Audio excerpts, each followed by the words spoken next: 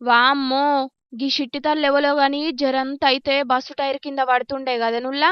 Bus driver అన్న sudden గా బ్రేకేసిండు కాబట్టికే ఏం కాలేదు గాని లేకపోతే పెద్ద పరిశానే మోపైతుండే పోన్రి. ఇక పిల్లలంటే పిడుగులు షెడుగులేనాయే. ఉన్న జాగలుంటారా చెప్పిన మాట ఇంటారా.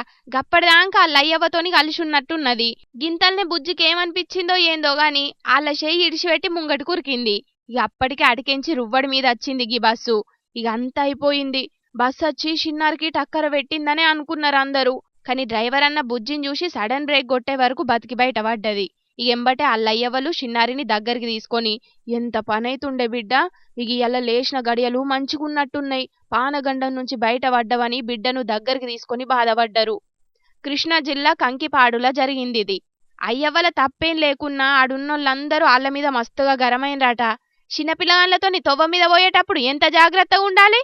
రోడ్ల మీద ఎట్లా నడవాలనో పిల్లగాళ్ళకి ఎట్లా తెలుస్తుంది.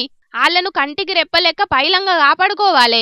డబ్బున డ్రైవర్ అన్న బిరేకేసుడు జరంత లేట్ అయితే ఎట్లుండేది పరిస్థితి అని నలుగురు నాలుగు దిక్కుల గట్టిగానే అరుచుకున్నారట ఆళ్లను.